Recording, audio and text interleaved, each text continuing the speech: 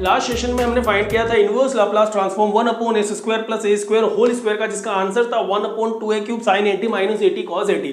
अब देखिए होता क्या है, कई बार अपने पास फंक्शन का ऐसा फॉर्म आएगा कि डायरेक्टली उसका इनवर्स लाप्लास फाइंड करना हमारे लिए पॉसिबल नहीं होता है, तो वहां फंक्शन को कुछ डिफरेंट फॉर्म में ले जाके उसका इनवर्स लाप्लास ट्रांसफॉर्म जो है वो फाइंड आउट किया जा सकता है। तो उसी श्रृंखला में आगे बढ़ते हुए आज हम चर्चा करेंगे पार्शियल फ्रैक्शन मेथड की, कि कैसे हम पार्शियल फ्रैक्शन मेथड के माध्यम से किन्हीं फंक्शंस के इनवर्स लाप्लास ट्रांसफॉर्म को फाइंड आउट कर सकते हैं। अपना उद्देश्य जो होगा वही होगा कि एस टाइप का कोई एक फंक्शन होगा, इनवर्स लाप्लास करेंगे तो टी टाइप में कन्वर्ट हो जाएगा। क्लियर है? अब बात करें पार्शियल फ्रैक्शन की, कि पार्शियल फ्रैक्शन क्या होता है। तो देखो, the process of breaking a single fraction into two or more fractions is known as the partial fraction. किसी एक सिंगल फ्रैक्शन को दो या दो से ज्यादा फ्रैक्शंस में, मतलब कि एक भिन्न को दो या दो से ज्यादा भिन्नों में अभिव्यक्त करने की जो प्रक्रिया होती है उसी को हम कहते हैं आंशिक भिन्न या पार्शियल फ्रैक्शन। अब देखिए मेथड जो है हम पहले पढ़ के आए हैं, हमको पता है कि यहाँ कितने केसेस जो है वो जनरेट हो सकते हैं। तो सबसे पहले केस की यदि बात करें तो सपोज जो भी फंक्शन जिसका इनवर्स लाप्लास हमको फाइंड आउट करना है, सपोज वो फंक्शन क्या है, एफ ऑफ एस। अब ये एफ ऑफ एस जो है, सपोज इस एफ ऑफ एस का जो डिनोमिनेटर है वो डिनोमिनेटर अपने पास कैसा हो, नॉन रिपीटेड लीनियर फैक्टर के फॉर्म में हो। अब नॉन रिपीटेड लीनियर फैक्टर का मतलब क्या हुआ कि सपोज आपके डिनोमिनेटर जो है वो ऐसा हो s minus a into S minus B type का, सपोज, ठीक है।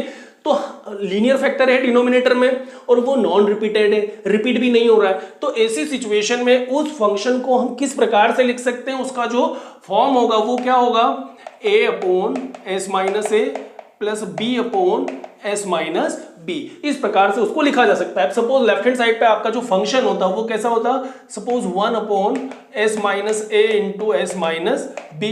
अब यहाँ न्यूमरेटर में तो कुछ भी हो सकता है, 1 2 3 या कुछ भी हो सकता है। हम सिर्फ बात करते हैं पार्शियल फ्रैक्शन के टाइम पे डिनोमिनेटर की, कि डिनोमिनेटर कैसा हो, नॉन रिपीटेड लीनियर फैक्टर के फॉर्म में हो, S minus A S minus B. तो इसको हम लिख सकते हैं A upon S minus B plus B upon S minus B type से। अब सेकेंड केस की यदि हम बात करें, अब देखो यहाँ पे a और b जो है वो अननोन से, इनकी वैल्यू हमको फाइंड आउट करना होता है। हमारा जो प्रोसेस होता है, हम आगे न्यूमेरिकल भी करेंगे जिसमें हम सीखेंगे कि कैसे a और b का वैल्यू फाइंड आउट किया जाता है और कैसे हम इन फंक्शंस के इनवर्स लाप्लास जो है वो फाइंड आउट करते हैं। अब देखो यदि सेकंड केस की बात की जाए तो सेकंड केस में जो हमारा फंक्शन होगा एफ ऑफ एस वो कैसा होगा, रिपीटेड लीनियर फैक्टर के फॉर्म में होगा। अब रिपीटेड लीनियर फैक्टर की यदि बात की जाए तो कैसा होगा, s minus A square type का, s minus A cube type का। सपोज हम यहाँ s माइनस ए पावर 3 ले लें तो हमारे पास सपोज फंक्शन कैसा होता है, F of S 1 upon S minus A cube होता। अब इसके पार्शियल फ्रैक्शंस क्या बनते हैं यहाँ पे, a1 upon S minus A plus a2 upon S minus A square plus a3 upon S minus A cube. Clear? अब सपोज यहाँ s minus A to the power n हो जाता तो हम क्या लिखते हैं यहाँ पे, फिर n होता तो n टाइम तक इसकी पावर को हम एक्सटेंड करते जाते हैं कि अप टू कहां तक इसको लेके जाते हैं हम, a1 a2 a3 से लेके an s minus A to the power n तक इसको एक्सटेंड किया जा सकता था। ये वो सिचुएशन है जब अपना डिनोमिनेटर जो है फंक्शन एफ एस का वो कैसा हो, रिपीटेड लीनियर फैक्टर के फॉर्म में हो। थर्ड केस की यदि बात की जाए तो थर्ड केस में सपोज फंक्शन एफ एस का जो डिनोमिनेटर है वो कैसा हो, नॉन रिपीटेड क्वाड्रेटिक फॉर्म में हो, नॉन रिपीटेड क्वाड्रेटिक फॉर्म में हो। अब नॉन रिपीटेड क्वाड्रेटिक फॉर्म का मतलब क्या हुआ कि सपोज फंक्शन एफ एस जो है उसका डिनोमिनेटर कैसा हो, P S square plus Q S plus R. Suppose इस प्रकार से आ गया P S square plus Q S plus R type का। तो ऐसी सिचुएशन में जो पार्शियल फ्रैक्शन बनेगा वो क्या बन जाएगा, A S plus B upon P S square plus Q S plus R type का बन जाएगा। क्लियर? मतलब यहां पे हमको ए और बी दो अननोन्स की जो वैल्यू है वो फाइंड आउट करनी पड़ेगी ऐसी सिचुएशन में। अब यहीं यदि हम फोर्थ केस की बात करें और फोर्थ केस में सपोज फंक्शन एफ एस का डिनोमिनेटर जो है वो रिपीटेड क्वाड्रेटिक फैक्टर के फॉर्म में आ जाए। अब रिपीटेड क्वाड्रेटिक फैक्टर के फॉर्म में आ जाए मतलब ये जो क्वाड्रेटिक फॉर्म बन रहा है डिनोमिनेटर का, अब ये कैसा आ जाए, suppose P S square plus Q S plus R और इसका भी हमको स्क्वायर देखने को मिले।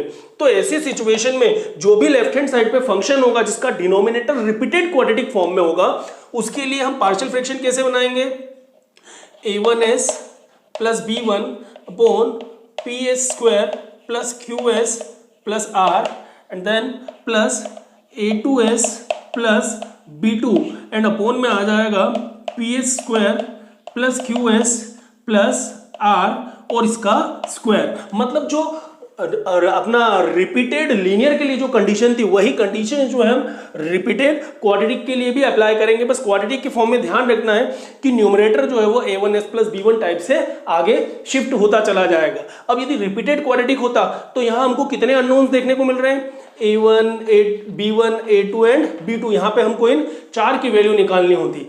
मूलतः हम इस पे काम तो पहले कई बार कर चुके हैं, बट इसी प्रोसेस से आगे बढ़ते हुए आज हम देखेंगे कि कैसे हम किन्हीं फंक्शंस को पार्शियल फ्रैक्शन में कन्वर्ट करें तो उन फंक्शंस के इनवर्स लाप्लास जो है बड़ी आसानी से हम फाइंड आउट कर सकते हैं। तो बात करते हैं पहले एग्जांपल की बेस्ड ऑन पार्शियल फ्रैक्शन। अब देखिए यहां हमको फाइंड आउट करना है कि 2s plus 1 upon s plus 2 square s minus 1 square का इनवर्स लाप्लास क्या होगा।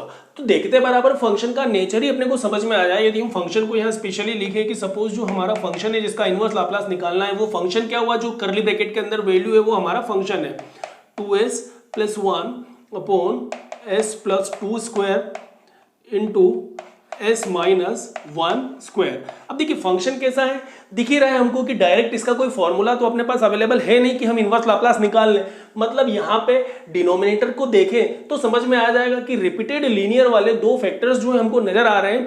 अब यदि इस रिपीटेड लीनियर वाले फैक्टर्स में हम पार्शियल फ्रैक्शन मेथड लगा दे तो कहीं ना कहीं अपने जो डिनोमिनेटर पार्ट है वो क्या हो जाएंगे, सेपरेट हो जाएंगे और फॉर्मूला फिट हो जाएगा, बड़ी आसानी से इनवर्स लाप्लास निकल जाएगा। अब यदि इसका हम पार्शियल फ्रैक्शन निकालें तो देखिए क्या लिख सकते हैं, इसको हम रिपीटेड लीनियर की कंडीशन लगाएं तो a upon s plus 2 plus b upon s plus 2 square. ठीक है, ये तो फर्स्ट फैक्टर के लिए हुआ s प्लस 2 स्क्वायर, एक फैक्टर यहाँ आया, सेकेंड फैक्टर b के साथ आया, प्लस थर्ड की बात की जाए तो c upon s minus 1 plus d upon s minus 1 square. Suppose equation number first. अभी तो हम फंक्शन को ही जो है वो थोड़ा सा सिस्टमेटिक लिखे ताकि उसका इनवर्स लाप्लास हम फाइंड आउट कर सके। अब पार्शियल फ्रैक्शन का मेथड तो हमने यहाँ पे अप्लाई कर दिया। अब क्या करना होगा, हम दोनों साइड जो है डिनोमिनेटर पार्ट से मल्टीप्लाई कर दें। तो देखिए हमें क्या देखने को मिलेगा यहाँ पे, यदि हम s plus 2 square s minus 1 square का न्यूमरेटर की दोनों टर्म्स पे मल्टीप्लाई कर दे तो हमें मिलेगा लेफ्ट हैंड साइड पे तो 2s plus 1 and right hand side पे हमको मिल जाएगा a इंटू, यदि हम ये पार्ट मल्टीप्लाई करें हर एक टर्म के साथ तो s प्लस 2 कैंसिल होगा, एक तो यहाँ मिलेगा s plus 2 into s minus 1 square plus b के साथ s प्लस 2 स्क्वायर कैंसिल हुआ, बचा अपने पास s minus 1 square plus c के साथ s प्लस 2 स्क्वायर और s minus 1 one time cancel होगा तो it will be s minus 1 plus d के साथ यदि हम देखें तो हमें क्या मिल जाएगा, s माइनस 1 स्क्वायर कैंसिल होगा तो बचेगा s प्लस 2 स्क्वायर। क्लियर। अब देखिए ये तो हमने डिनोमिनेटर पार्ट का जो है वो दोनों साइड न्यूमरेटर में मल्टीप्लाई किया, ये स्टेप तक हम आए। अब यहां अपने पास ABCD का वैल्यू फाइंड आउट करने के दो तरीके होते हैं। सबसे पहला और आसान तरीका तो ये कि हम s की डिफरेंट वैल्यूज दोनों साइड सब्स्टिट्यूट कर दें कि s is equal to 1 put कर दें तो ये पार्ट 0 हो जाएगा, तो कहीं ना कहीं हमको एक कांस्टेंट का वैल्यू मिल जाएगा या एक अननोन का वैल्यू मिल जाएगा।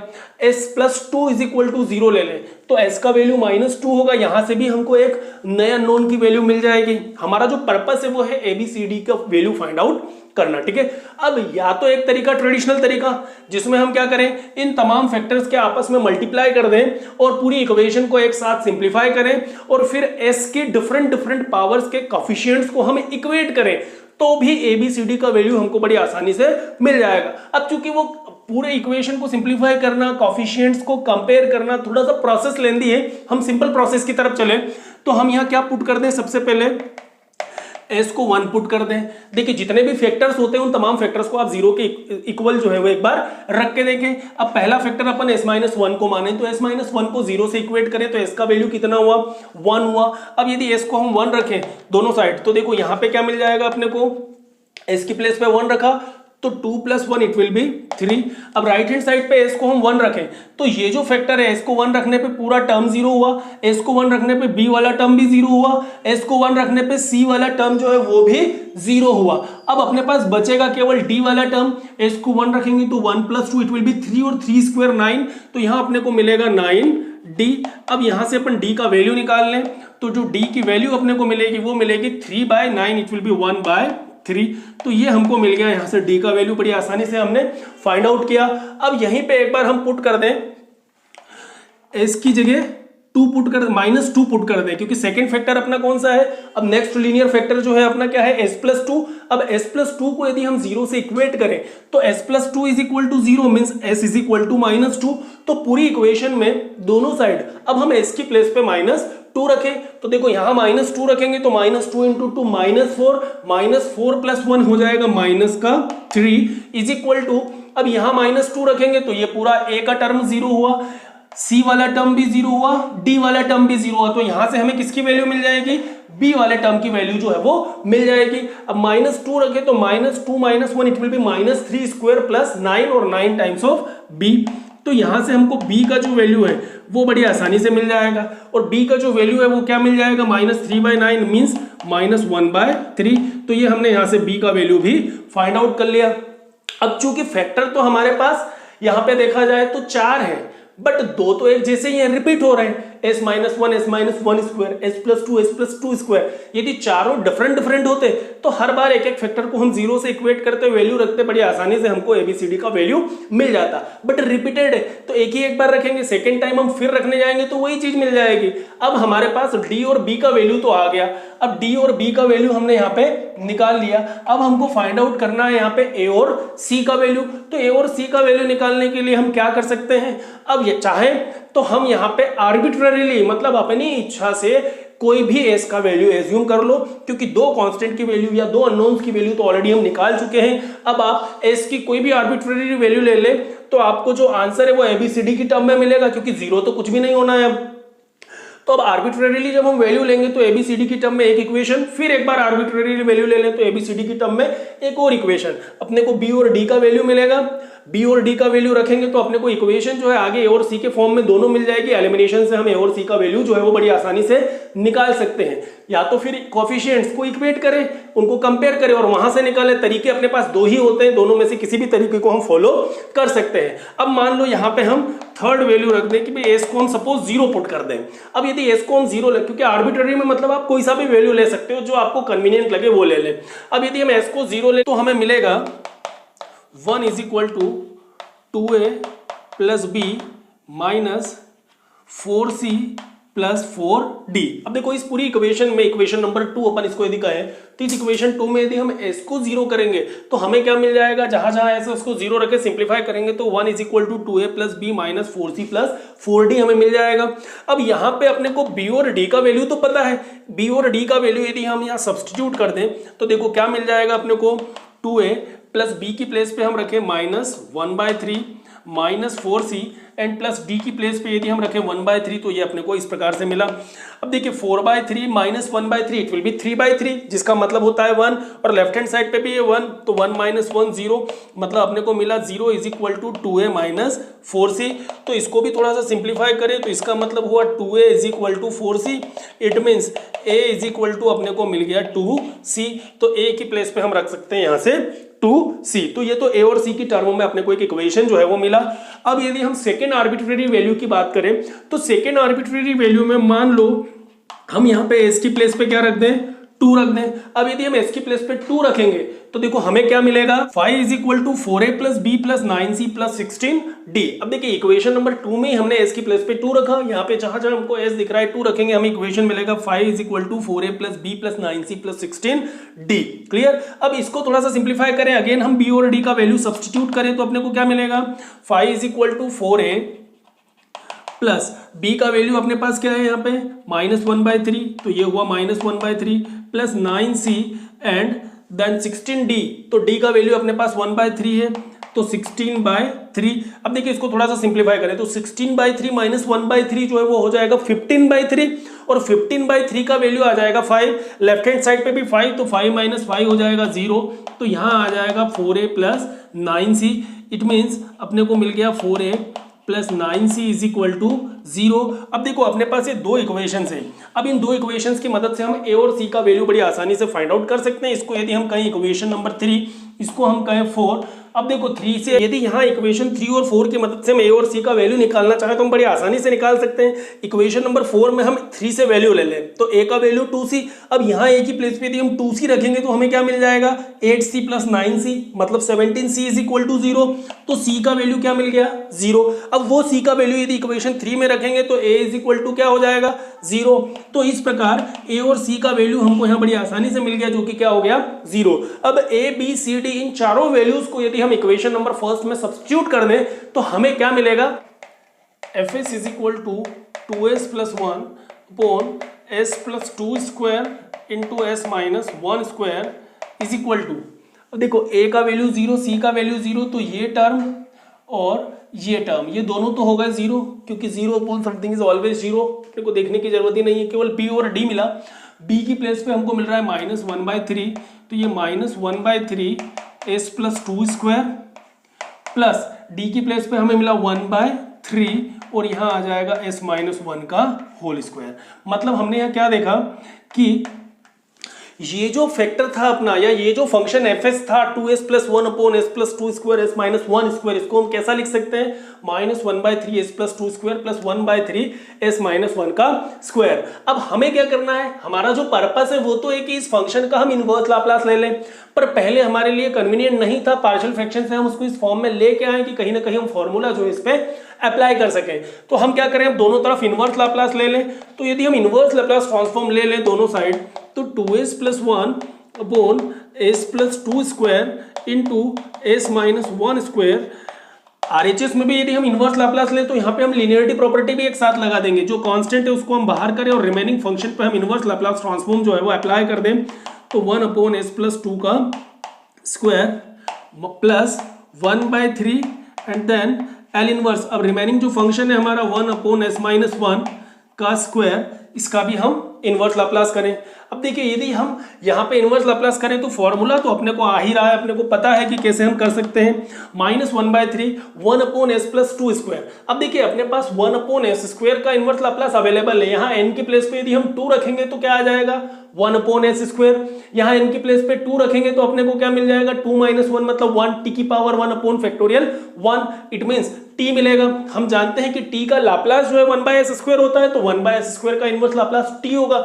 अब यहाँ पे केवल s स्क्वायर होता तो काम बन जाता, बट प्रॉब्लम कौन क्रिएट कर रहा है, ये जो 2 आया ये हमको दिक्कत दे रहा है। तो हम ये अच्छे से जानते हैं कि ऐसी प्रॉपर्टी के लिए अपन ने पढ़ा था, शिफ्टिंग प्रॉपर्टी हमने इनवर्स लाप्लास ट्रांसफॉर्म के लिए पढ़ा था कि जब अपना फंक्शन s जो है फंक्शन में s की प्लेस पे s माइनस a आए तो a को हम कहां शिफ्ट करते थे e की पावर में, और रिमेनिंग फंक्शन पे फिर हम इनवर्स लाप्लास अप्लाई करते थे।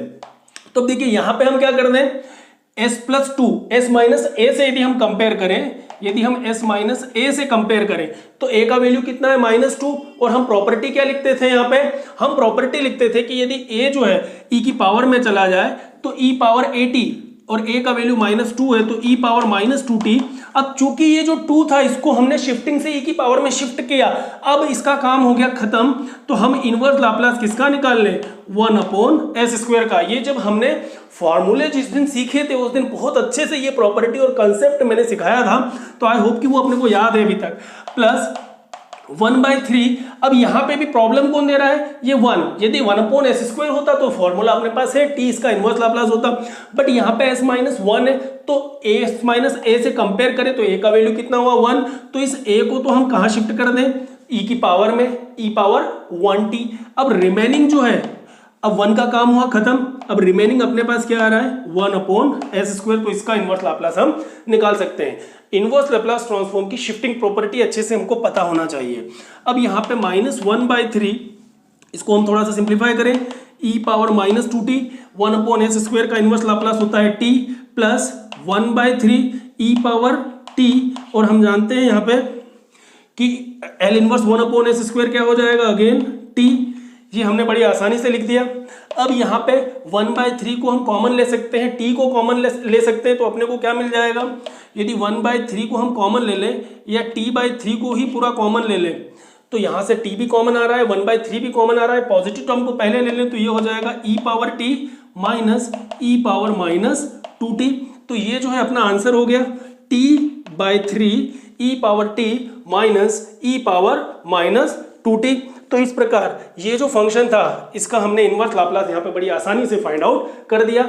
बस हमको प्रोसेस में समझना यही होता है कि जब फंक्शन का डायरेक्ट इनवर्स लाप्लास नहीं निकल पा रहा है ना, हमारे पास कोई फॉर्मूला फिट हो रहा है, तो ऐसी सिचुएशन में हमने पार्शियल फ्रैक्शन का हेल्प लिया और बड़ी आसानी से उसको ऐसे फ्रैक्शंस में ब्रेक कर दिया जिन पे प्रॉपर्टी या फॉर्मूला हम अप्लाई कर सकें और उनके इनवर्स लाप्लास फिर निकालना हमारे लिए बहुत आसान हो जाता है। तो आई होप कि आज का जो सेशन है हमको समझ में आया है। Thank you very much, thanks for watching.